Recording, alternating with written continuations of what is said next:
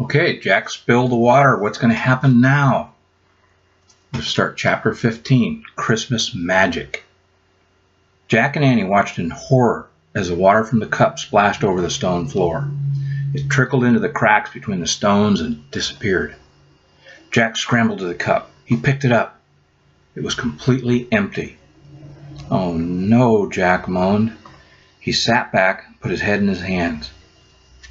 Camelot will never wake up now, he thought. The legend will end forever. Jack, said Annie, look. Jack raised his head. He pushed his glasses into place. A golden cloud was rising from the cracks between all the stones of the floor. The cloud spread quickly throughout the great hall, filling the room with wonderful smells. The scent of cedar smoke and evergreen, of roses and almonds. The cloud rose up and up and up, then wafted out through the upper windows of the hall. Suddenly, a white dove flew through one of the windows.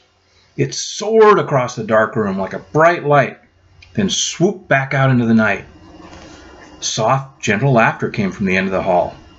The laughter grew louder. Jack saw King Arthur and Queen Guinevere looking at one another. They were laughing! The knights of the Round Table, they were laughing too. Best of all, Jack saw Morgan Le Fay smiling at him and Annie. Jack! Annie, come here, she called. She held out her arms. Morgan! Cried Annie. She ran to Morgan and threw her arms around the enchantress. Jack stood up, still holding the empty cup. He ran to Morgan and hugged her too. We did what the Christmas night told us to do, said Annie. We brought back the water of memory and imagination. But I dropped the cup, said Jack, and spilled all the water. But the water made a gold cloud, said Annie, and everyone came back to life. Morgan laughed with amazement. You have just returned from the other world? She asked. Yes. A white stag brought us back, said Jack. He turned to King Arthur. Your Majesty, he said, we have good news. Your knights are safe. Sir Lancelot said to tell you they'll be home before the first night of the new year. The king looked bewildered. You found them? Yes, and they're all fine, said Annie. Here, said Jack. He handed the silver cup to the king. Please give this back to Sir Galahad. And this to Sir Lancelot, said Annie. She took the glass key from around her neck and gave it to King Arthur. And this to Sir Percival, said Jack. He pulled a wooden compass box from his pack and gave it to the king. At first, King Arthur was too stunned to speak. Then he clapped his hands and laughed joyfully. Thank you, he said to Jack and Annie. The knights of the Round Table all cheered. Ring the bells, King Arthur shouted. Call the people of Camelot to the castle. They have already gathered outside the doors, Your Majesty, said a page. Bring them in, said King Arthur. We must rejoice together. Queen Guinevere smiled at Jack and Annie. Her eyes sparkled now. Once again, you have helped save Camelot. Thank you very much. You're welcome, said Jack and Annie together. Then Jack heard the sounds of children talking and laughing. He turned to see a crowd of people streaming through the arched doorway of the great hall.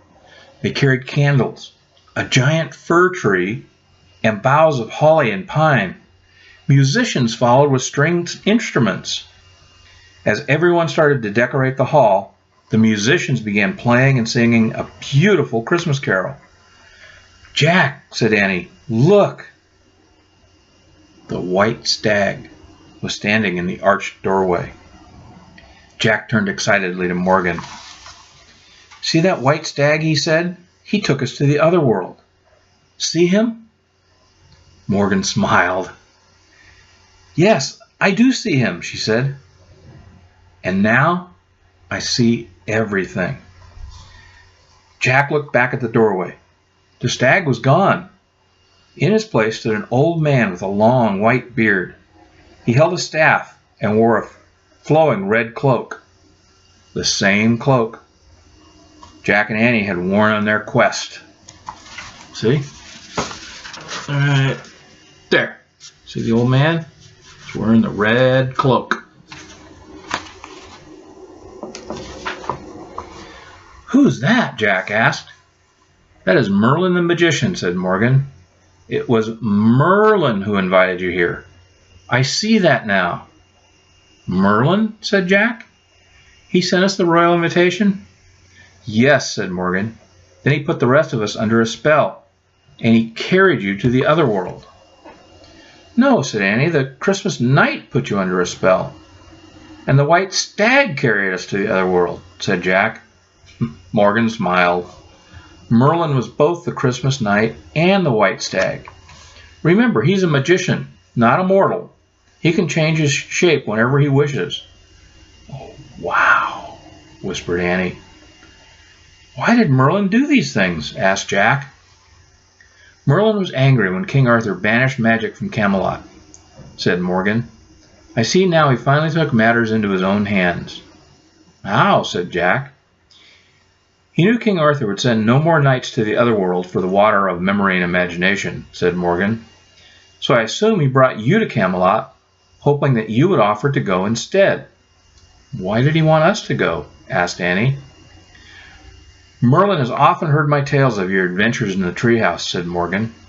"He knows you both have a great desire to fight for the good, and he knows you use the gift of imagination very well. Those are two special qualities needed to succeed in any quest." Jack and Annie looked back at Merlin.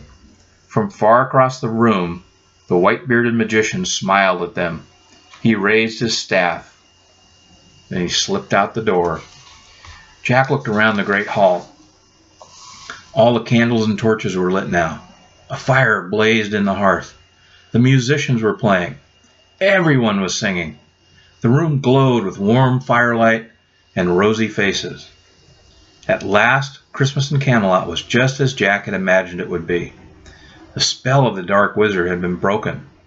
The great hall was filled with beauty and love and joy and light. And that's the end of chapter 15.